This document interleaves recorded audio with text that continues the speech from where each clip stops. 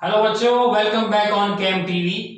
Previous lecture के अंदर बच्चों हमने कंस्ट्रक्शन के शुरुआत के जो दो सम थे वो खत्म कर दिए। हमने सेक्शन ऑफ लाइन जो थे मेथड उसकी उसको सॉरी फर्स्ट जो सम था उसके अंदर हमने खत्म कर दिया। देन आफ्टर ट्राइंगल का जो दो पोर्शन थे कि एक इनर पार्ट में हमारा ट्राइंगल रिक्वायर्ड ट्राइंगल बनता है और एक ट्राइंगल हमारा आउटर पार्ट में बनता है, वो खत्म कर दिए। अब आज के लेक्चर में एक और ट्राइंगल के दो एग्जांपल देखते हैं ट्राइंगल फॉर्मेशन के, जिसके मैंने डेटा बोर्ड पे लिखे हुए हैं। खास ध्यान रखना और साथ में ही ड्रॉ करते जाइएगा, ठीक है। चलिए, सबसे पहले तो बताया गया है आपको construct triangle with side 5 centimetre 6 centimetre and 7 centimetre, then another triangle whose sides are 7/5 of the corresponding sides of the first triangle। Means कि जो सेकंड नंबर का सम था एज इट इज था, कोई चेंज नहीं है। सिर्फ यहाँ पे जो डेटा दिया गया है वो डेटा के अंदर ये जो पार्ट है मींस रेशियो जो है वो थोड़ा बड़ा हो गया है। मींस ये और साथ में ये तीन चीजें जो आपको दी हुई है, जो आपको लास्ट टाइम भी दी हुई थी। कंस्ट्रक्ट ट्राइंगल करना है तो पहले जो रिक्वायर्ड ट्राइंगल है उसकी जगह पे गिवन जो चीज दी हुई है उसको पहले हम ड्रॉ कर देते हैं। ओके, चलिए सबसे पहले तो डेटा लिख देते हैं, माफ कीजिए। सबसे पहले डेटा के फॉर्म में जो दिया है मैंने हालांकि ब्रैकेट कर दिया है, अब समझ जाइएगा, जगह थोड़ी है कम इसलिए। क्या ये जो है ये दोनों चीजें जो है वो मेरा क्या है, वही मेरा डेटा है। क्लियर। डेटा के अंदर मैं ये चीज लिखूंगा क्या कि डेटा जो है उसके अंदर क्या लिखूंगा, सबसे पहले मैं डेटा के अंदर मेरा जो मेजरमेंट है वो मेजरमेंट यानी कि 5 सेंटीमीटर 6 सेंटीमीटर और 7 सेंटीमीटर मेजरमेंट वाला मेरा एक ट्राइंगल।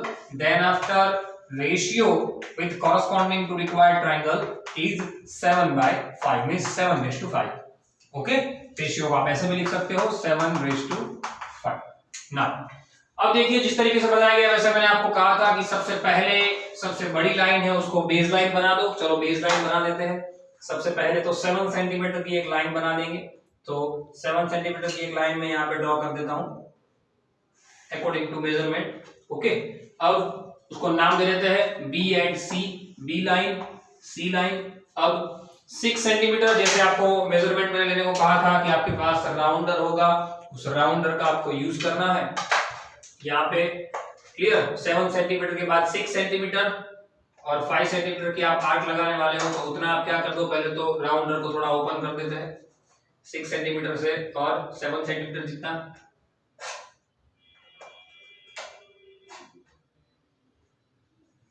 रेडी, ये 6 सेंटीमीटर का मेजरमेंट मैंने ले लिया है और सी पॉइंट से या तो बी पॉइंट से चलो लगा देता हूं, कहीं से भी लगा सकते हो आप। एक आर्क हम ऐसे ऊपर लगाएंगे, वैसा ही अब 5 सेंटीमीटर थोड़ा इससे कम हो जाएगा, 5 सेंटीमीटर है मतलब थोड़ा सा मेजरमेंट कम कर दूंगा मैं। ओके, ना बी से लगाया था अब सी से लगाएंगे, सी पॉइंट तक एक आर्क लगाएंगे। ओके, देखिए आर्क ने ज्वाइंट तो कर दिया है, थोड़ा सा रह गया है। ओके, तो इस पार्ट को थोड़ा बड़ा कर देते हैं। आपको ऐसे करना नहीं है, कभी आप लोग तो प्रॉपर ही करोगे। रेडी, चलिए जो एक्स्ट्रा लाइन है उसको पहले हम रफ कर देते हैं। एक्स्ट्रा लाइन जो मेरे पास है, अब मैंने आपको कहा था कि छोटी सी आर्क दिखनी चाहिए, बाकी सारा जो पार्ट है वो क्या कर दो, रफ कर दो। और जो पॉइंट आपको मिला है इंटरसेक्शन पॉइंट, उसको मैं नाम दे देता हूं ए पॉइंट, और जो पार्ट मेरे पास है उसको मैं क्या करता हूं, ज्वाइंट कर देता हूं। चलो मैं इसको ज्वाइंट कर दिया, बी और ए को ज्वाइंट कर दिया सबसे पहले तो। देन आफ्टर ए और सी को ज्वाइंट कर दिया।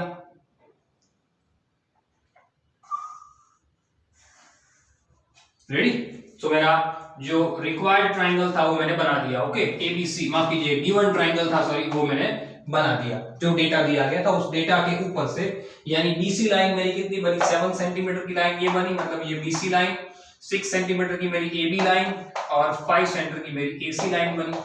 ओके, आप उसको यहाँ पे दिखा सकते हो, लेकिन आपको दूसरा भी साथ में ड्रॉ करना है तो हम वो सारी बातें फिलहाल नहीं दिखाते, वो बाद में दिखा देंगे ना। अब देखिए साथ में डेटा क्या दिया गया, रिलेशन दिया गया, रेशियो का कितना है 7:5। कितना दिया गया है 7:5। तो मैंने आपको एक चीज सिखाई थी बच्चों, क्या कि आपको रेशियो के ऊपर से सेकंड स्टेप क्या डिसाइड करना है कि आपका जो न्यूमरेटर है वो अगर छोटा होगा तो जो ट्राइंगल आपको बनाना है वो अंदर बनेगा, मतलब कि इनर पार्ट में बनेगा। बट यहाँ पे देखिए, यहाँ पे क्या है, numerator is greater than denominator. Clear ना, 7 बड़ा है as compare to 5। So if numerator is greater than denominator then our triangle which required triangle is formed at outer part, मतलब कि हमारा जो required triangle जो हमें बनाना है वो ट्राइंगल बनेगा कहां पे, आउटर पार्ट में। कहां पे बनेगा, आउटर पार्ट में। क्यों, क्योंकि न्यूमरेटर मेरा डिनोमिनेटर से बड़ा है, बराबर। मैंने आपको ये चीज सिखाई थी लास्ट लेक्चर के अंदर, मैंने बताया भी था कि न्यूमरेटर अगर डिनोमिनेटर से छोटा होगा तो इनर पार्ट में रिक्वायर्ड ट्राइंगल बनेगा, और अगर मेरा न्यूमरेटर डिनोमिनेटर से बड़ा होगा तो मेरा रिक्वायर्ड ट्राइंगल आउटर पार्ट में बनेगा, मतलब कि यहां पे ट्राइंगल मेरा बाहर बनने वाला है। ओके, तो चलिए अब बाहर वाले की बात कर लेते हैं। अब फर्स्ट स्टेप ये था कि आपको आइडेंटिफाई करना है। सेकंड स्टेप मैंने आपको बताया था कि इन दोनों में सबसे बड़ा नंबर कौन है, तो 7। उतनी आर्क आपको लगानी होगी, यहां पे एक आप लाइन ड्रॉ करोगे उसके ऊपर। तो चलो एक पहले तो लाइन ड्रॉ कर लेते हैं। सबसे पहले बी पॉइंट से कोई भी मेजरमेंट की आप एक लाइन ड्रॉ कर दो। सबसे पहले तो बी पॉइंट से मैंने एक यहाँ पे लाइन ड्रॉ कर दी अप्रोक्स।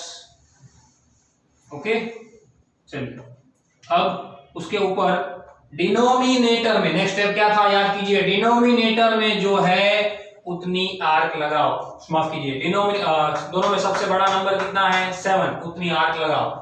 बड़ा नंबर कौन है, 7, तो 7 आर्क लगा देंगे। पहले तो 7 आर्क लगाने के लिए थोड़ा इस लाइन को बड़ा करना पड़ेगा, बड़ा कर देते हैं।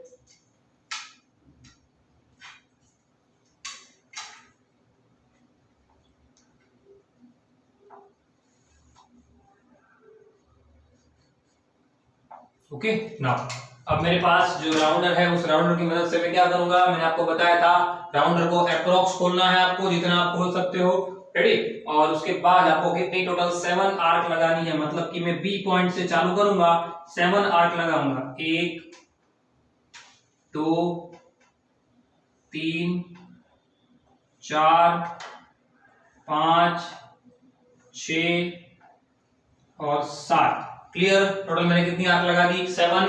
उसको मैं नेम दे देता हूं, बी से चालू हुई है वो आर्क, और अगर बी से चालू हुई है बी लाइन तो उसको नाम दूंगा भाई मैं B1, B2, B3, B4, B5, B6 and B7 next step याद कीजिए बच्चों, क्या था, जो डिनोमिनेटर में है उनसे आखिरी पॉइंट को जोड़ो। सी पॉइंट को किससे जोड़ो, डिनोमिनेटर से। याद करो अगले लेक्चर में सिखाया था 5 नंबर है, मतलब B5 को C से जोड़ना है, ना कि B7 से। याद करना, जो डिनोमिनेटर में है, इनर आउटर भूल जाना, जो डिनोमिनेटर में है वो पॉइंट जुड़ेगा C पॉइंट से। चलो मैं उसको जोड़ देता हूं, मतलब कि B5 जो है उसको मुझे क्या करना पड़ेगा, इसके साथ जोड़ देना पड़ेगा। चलो B5 को मैं जरा इसके साथ जोड़ देता हूं। चलिए रेडी, B5 को जोड़ दिया मैंने इसके साथ। ओके ना, अब यहां पे ज्वाइंट होने के बाद अब मेरे को एक बात समझ में आ गई है कि भाई मेरा ट्राइंगल रिक्वायर्ड ट्राइंगल से बाहर की साइड बनने वाला है। तो ओरली अगर आप सोचो तो ये अगर गिवन है तो बाहर की साइड जो बनेगा वो ट्राइंगल कुछ ऐसा बनेगा, मतलब कि ये लाइन एक्स्ट्रा बनानी पड़ेगी। तो मैं यहाँ सी लाइन से अप्रोक्स लाइन थोड़ी बड़ी खींच देता हूं, जिससे मुझे पता चले कि कितना मेरा ट्राइंगल बाहर की साइड बनने वाला है। तो सी लाइन से मैंने अप्रोक्स थोड़ी सी लाइन क्या कर दी, बाहर खींच दी। सी लाइन से मैंने क्या कर दी, अप्रोक्स थोड़ी लाइन बाहर खींच दी। अब मैंने आपको एक चीज बताई थी, जो दो मोस्ट इंपोर्टेंट टॉपिक है, जो दो मोस्ट इंपोर्टेंट स्टेप है, वो क्या, कि आपको पहले B5 से अप्रोक्स मेजरमेंट लेके आर्क लगानी है, और दूसरी आर्क लगानी है B7 पे। क्यों, क्योंकि डिनोमिनेटर, माफ कीजिए, न्यूमरेटर में कौन है, 7। क्या, डिनोमिनेटर में तो 5 है, तो 5 की तो मैंने एक लाइन बना दी है। वैसे ही आप B7 पे आर्क लगाओगे तब इसके पैरेलल लाइन यहाँ पे जाएगी ना बाहर की साइड, क्योंकि मुझे इस तरफ अंदर की साइड अब ट्राइंगल नहीं बनाना है। अब मेरा ट्राइंगल आउटर पार्ट में बनने वाला है, मतलब मैं बाहर की साइड पैरेलल लाइन बनाऊंगा। तो मैंने क्या किया भाई, बी पे मैंने पॉइंट रखा, बी पे पॉइंट रख के मैंने क्या किया, एक आर्क लगा दी। वैसे ही आर्क आपको सी के ऊपर पॉइंट रख के लगानी है। क्लियर, समझ में आई बात? रेडी, मैंने बताया था वो कौन से स्टेप थे जहां पे गलती होती है, ये दोनों आर्क एक साथ लगनी चाहिए। रेडी, देखिए मैंने क्या किया, मेजरमेंट बदला ही नहीं है, दोनों आर्क को एक साथ ही लगाया। पहले ये लगाई, उसके बाद B7 के ऊपर रख के ये आर्क लगाई, बराबर। दोनों आर्क मैंने एक साथ लगाई है। अब क्या करूंगा, अब मैं इसको चेक करूंगा भाई, इसको मैं क्या करूंगा, इसके साथ भाई ये बराबर है कि नहीं चेक कर लेता हूं यहां से। चलो ओके, अब मैं यहां से क्या करूंगा, इसके साथ आर्क ऐसे इंटरसेक्ट करवाऊंगा, क्योंकि ये जो मेजरमेंट होगा वो मेजरमेंट ये होना जरूरी है। अब मैं उससे पास होती हुई एक लाइन ड्रॉ करूंगा। जैसे देखो इसमें से पास होती हुई लाइन गई, वैसे एक लाइन यहां से भी जाएगी जो पास होगी इसके अंदर से, मतलब कि B7 के साथ पास होती हुई लाइन आपको ड्रॉ करनी है जो हमारी आर्क से निकलेगी ऐसे। चलिए क्लियर, समझ में आई बात? रेडी? आपके पास तो पेन, आपकी ये पेंसिल होगी और पेंसिल से ये सारी बातें प्रॉपर होगी। हालांकि ये तो रफ हो जा रहा है थोड़ा बहुत बीच में, लेकिन आपको प्रॉपर ध्यान देना है क्या, यहां से एक आर्क दूसरी लगने के बाद फिर ये मेजरमेंट और उसके जैसा नीचे। ओके, अब इसको जैसे मैं नाम दे देता हूं कोई C डैश, क्या नाम देता हूं, जैसे ये C है तो इसको C डैश देता हूं, आप उसको M N कोई भी नाम दे सकते हो। दूसरी एक बात मैंने यहाँ पे आपको बताई थी कि मेरा ट्राइंगल जैसे नीचे की साइड बाहर खींचा, वैसे ऊपर की साइड भी बाहर बनने वाला है ना, तो मैं इस लाइन को भी थोड़ा सा बाहर खींच देता हूं तो मुझे पता चले मेरा ट्राइंगल कहां तक बाहर जाने वाला है। चलो यहां तक इसको भी मैंने थोड़ा बाहर खींच दिया, ओके ना, क्योंकि मुझे देखिए ये लाइन के ऊपर एक स्लाइड मिली। वैसे अब इसके पैरेलल मुझे एक और लाइन बनानी होगी, तो पैरेलल बनाने के लिए मैंने आपको दो चीजें बताई थी कि आप डायरेक्ट भी कर सकते हो। देखो मैंने लास्ट टाइम आपको प्रोटेक्टर का यूज किया था, अब मैं आपको राउंडर का यूज करके बताता हूं। आप किसी से भी कर सकते हो। क्या करना है, अप्रोक्स इसको खोल दो, उसके बाद C के ऊपर पॉइंट रखो और C के ऊपर पॉइंट रखने के बाद थोड़ा इसको ऐसे आर्क लगा दो, जैसे एक आर्क आप नॉर्मली लगाते हो। C के ऊपर आप ऐसे पॉइंट रखोगे एक और एक आर्क लगाओगे उतने ही मेजरमेंट का, जिस मेजरमेंट से आप क्या करोगे इसको घुमाओगे। यहां से थोड़ा कंफर्ट नहीं लग रहा है लेकिन फिर भी चलो कर देते हैं। रेडी? चलो एक आर्क यहाँ पे बन गया, वैसा ही आर्क आप इस पॉइंट पे रह के क्या करोगे, ऐसे हवा में ऐसे ही आर्क लगाओगे। जैसे आपने यहाँ पे लगाया वही मेजरमेंट हिलना नहीं चाहिए, वही मेजरमेंट से आपको यहाँ पे आर्क लगाना है। ओके, अब यहां से जैसे आपने ये जितना लिया है, इतना कटआउट लिया, उतना ही कटआउट आपको यहाँ पे रखना है। बस इस बात का आप लोग ध्यान रखोगे, क्या यहां से आपको उतना ही कटआउट लेना है, सॉरी ऊपर की साइड आएगा थोड़ा, बराबर, जितना आपको यहाँ पे कटआउट मिला है उतना ही कटआउट आपको यहाँ से ऊपर की साइड लेना है, बराबर। अब उसको ज्वाइन कर दो। याद रखो आप यहाँ पे प्रोटेक्टर का यूज भी कर सकते हो, कोई टेंशन नहीं। चलिए अब इसको ज्वाइन कर देते हैं, ये पॉइंट को और ये पॉइंट को, क्योंकि उसकी मुझे पैरेलल लाइन बनानी है C पॉइंट के साथ। चलो मैंने एक लाइन बना दी जो इसको मैंने ज्वाइंट करती हुई लाइन दिखाया है, बराबर, थोड़ी सी आगे गई है लेकिन चलेगा, आप लोग ध्यान रखना। ये जैसे C डैश है, ये A है, तो मैं इसको A डैश नाम देता हूं। क्या नाम देता हूं? A dash. अब देखिए जो एक्स्ट्रा लाइन थी वो एक्स्ट्रा लाइन को रफ कर लो, यहां से जो एक्स्ट्रा लाइन हुई उस एक्स्ट्रा लाइन को यहां से हटा दो। यानी कि आपको जो यहाँ पे दिख रहा है उसके अंदर ये लाइन और ये लाइन दोनों पैरेलल लाइन है। यानी कि मेरे पास था कौन सा, A B C, कौन सा था मेरे पास, A B और C, बना कौन सा, A dash B C dash. यानी मेरा ट्राइंगल बाहर की साइड बना ना, वो तो मैंने बताया था आउटर पार्ट में बनने वाला है। यहाँ पे क्या था, construct triangle with the side this, तो पहले मैंने वो बना दिया। देन मेजरमेंट विद रेशियो 7:5, तो मैंने वो भी बना दिया, A dash B C dash. फिर से एक बार सारा स्टेप क्या करना है आपको, पहले लाइन ट्राइंगल बनाओ, एक लाइन नीचे बनाओ, 7/5 मतलब सबसे बड़ा कौन 7, उतनी आर्क लगाओ। आर्क लगाने के बाद डिनोमिनेटर में कौन 5, उसको C के साथ जोड़ दो। फिर दो important step, most important, B5 के ऊपर आर्क लगाओ अप्रोक्स, उतनी ही आर्क B7 के ऊपर लगाओ। यहां से यहां तक का मेजरमेंट, उतना ही मेजरमेंट यहाँ पे, ये लाइन गई वैसे एक पैरेलल लाइन जाएगी। सेम यहाँ पे जो एंगल अंदर की साइड है वही एंगल बाहर की साइड, वैसा एक ट्राइंगल बनाओ। मतलब कि गिवन ट्राइंगल ABC था, required A dash B C dash था, वो मैंने बना दिया। सिंपल। देखो बच्चों स्टेप्स खास लिखना, स्टेप्स मत भूलना, पहले लेक्चर में बताया था, दूसरे में भी बताया था, अभी भी बता रहा हूं, स्टेप कंपलसरी लिखने हैं। स्टेप्स आप जितना लिखोगे उतना आपके लिए ज्यादा बेटर रहेगा। 2 मार्क्स स्टेप के, 2 मार्क्स कंस्ट्रक्शन के होते हैं। ओके चलिए नाउ नेक्स्ट क्वेश्चन की ओर जाते हैं। थोड़ा सा यहाँ पे वैरायटी है और कुछ नहीं है, बाकी है तो वही। अब तो आपको रेशियो से पता चल जाएगा। जैसे यहाँ पे देखिए 1 इंटीजर 1/2 है, मतलब कि 3/2 हुआ। 3/2 मतलब कि मेरा ट्राइंगल बाहर बनेगा, देख के ही पता चल जाएगा ट्राइंगल आउटर पार्ट में बनेगा। सिंपल। लेकिन उससे पहले जो कंस्ट्रक्ट करना है उसको जरा कंस्ट्रक्ट कर देते हैं। क्या क्या दिया है देखिए, construct an isosceles triangle. Isosceles triangle बनाना है, बराबर, जिसके आइसोस्केलेस किसे कहते हैं, आइसोस्केलेस ट्राइंगल किसे कहते हैं, जिसकी कोई भी दो साइड सेम हो। Now triangle whose base is 8 centimetre, भाई बेस बहुत बड़ा है 8 सेंटीमीटर का। चलिए 8 सेंटीमीटर की लाइन पहले तो ड्रॉ कर देते हैं। Base 8 centimetre. चलिए 8 सेंटीमीटर की लाइन मैंने सबसे पहले तो ड्रॉ कर दी। ओके, नाउ 8 सेंटीमीटर की लाइन है और अल्टीट्यूड 4 सेंटीमीटर का है। देखो यहाँ पे ये वैरायटी, अल्टीट्यूड मतलब क्या, अल्टीट्यूड मतलब कि किसी भी लाइन के ऊपर 90 डिग्री पे गिरने वाली लाइन, मतलब कि ये लाइन के ऊपर 90 डिग्री पे कोई लाइन गिरेगी तो उसको मैं क्या कहूंगा, अल्टीट्यूड। बट ये लाइन के ऊपर तो ऐसे ऐसे ऐसे हजारों जगह पे क्या कर सकता है, ऐसा 90 डिग्री वाला पॉइंट गिर सकता है, पर मैं यहाँ पे क्या करूंगा, मुझे करना क्या है, आइसोस्केलेस ट्रायंगल बनाना है। समझो, आइसोस्केलेस की कोई भी दो साइड सेम होती है, उसका मतलब क्या, जैसे कि ये साइड और ये साइड सेम होगी तो ये बेस लाइन होगा, उसका ये पार्ट यहां से जो अल्टीट्यूड आता होगा वो क्या होगा, इक्वल होगा। मतलब मुझे अल्टीट्यूड जो लेना है वो इसका क्या लेना पड़ेगा, बाइसेक्टर लेना पड़ेगा। तो मैं यहाँ पे बाइसेक्टर बनाऊंगा, मैंने इसलिए बाइसेक्टर का जिक्र किया था पहले लेक्चर में, आपको बताया। तो मैं इसका क्या करूंगा, बाइसेक्टर लूंगा। अब यहाँ पे तो मेरे पास नॉर्मल बाइसेक्टर है, बनाने की जरूरत तो है ही नहीं मुझे। क्यों, क्योंकि 8 सेंटीमीटर की लाइन मेरे पास पहले से है और उसका बाइसेक्टर मेरे पास आ जाएगा भाई, बाइसेक्टर 8 उसके बाद 4 यहाँ पे मिल जाएगा मुझे सीधा, 4 यहाँ पे मुझे क्या मिलेगा, मेरा एक पॉइंट मिल जाएगा जो मेरा बाइसेक्टर होगा। जैसे मैं उसको नाम दे ही देता हूँ, चलो इसको मैं BC और इसको M नाम देता हूँ फॉर एन एग्जांपल। ओके, चलो मेरा बाइसेक्टर भी मुझे मिल गया।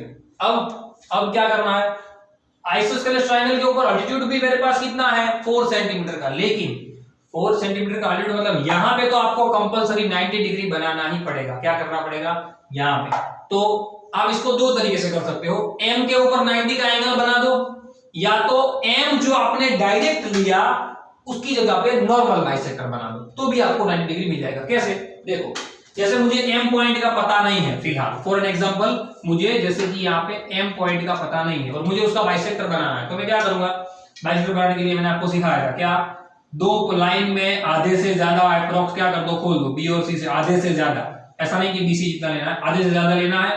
B के ऊपर पॉइंट रख के एक आर्क ऊपर लगानी है और वहीं पे पॉइंट रख के एक आर्क नीचे लगानी है। सेम मेजरमेंट, कोई चेंज नहीं। C के ऊपर पॉइंट रखना है और एक आर्क ऊपर लगानी है, C के ऊपर ही पॉइंट रखना है, C के ऊपर ही पॉइंट रखना है और एक आर्क नीचे की साइड लगानी है। चलिए लगा दी।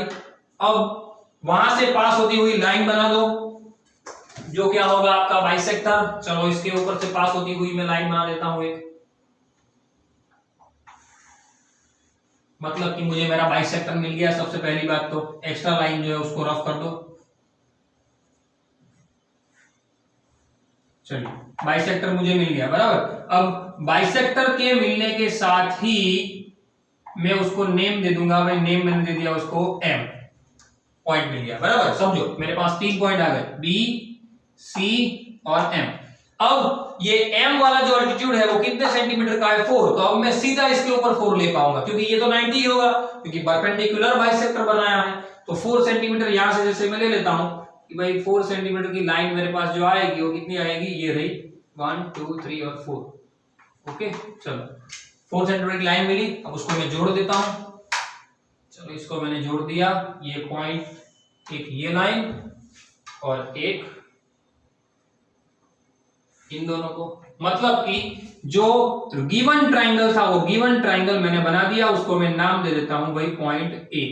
मतलब कि ABC ट्राइंगल मेरा जो मुझे बनाना था वो मैंने बना दिया। ओके, अब ये जो आपको बताया गया है, ये जो आपको यहाँ पे दिया गया है ये लाइन, उस लाइन को आप डॉट से भी दिखा सकते हो। हाँ, ये जो लाइन आपने नीचे ड्रॉ की है उस लाइन को आप डॉट लाइन से भी दिखा सकते हो। रेडी, और उसके बाद आप उसको रफ भी कर सकते हो। समझ में आई बात। सो रफ करना मतलब क्या, आपको उसका जरूरत फिलहाल है नहीं। आप अपने पेंसिल के आप जो ड्रॉ करते हो पेंसिल से एकदम लाइट ड्रॉ करना तो चलेगा, क्योंकि मुझे नीचे की साइड आपको समझाना है इसलिए, बराबर। चलो यहाँ पे अब रेशियो क्या है, डेटा के फॉर्म में अगर मैं लिखना चाहूँ तो डेटा तो मेरी जो लाइन थी वो लाइन के हिसाब से मुझे मिल गई भाई 8 सेंटीमीटर की नीचे की लाइन थी।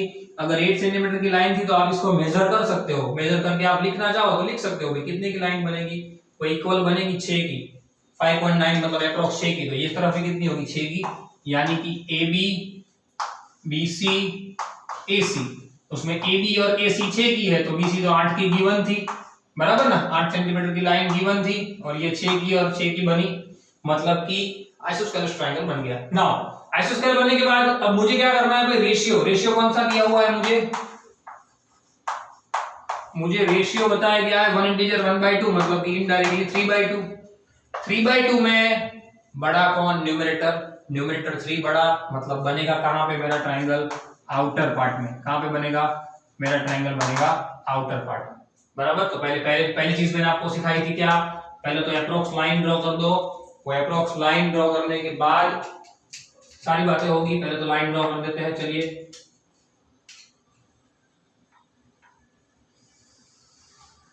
रेडी।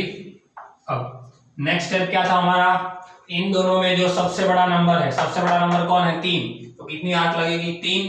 तो 3 आर्क लगा दो सबसे पहले। तो अप्रोक्स खोल देने के बाद, अप्रोक्स खोलना है, उसके बाद आर्क लगानी है। जैसे मैं आर्क लगा रहा हूं, फर्स्ट, सेकंड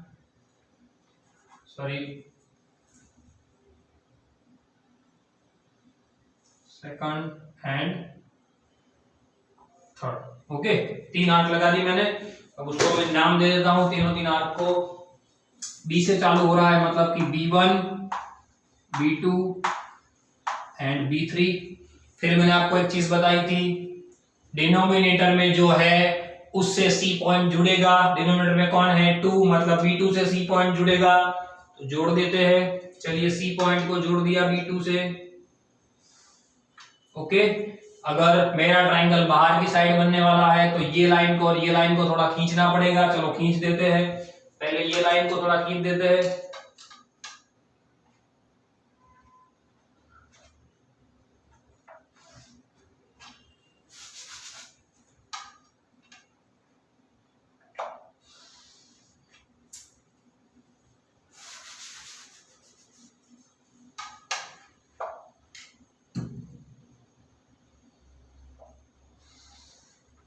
रेडी। वैसे इस लाइन को थोड़ा सा खींच देते हैं बाहर की ओर।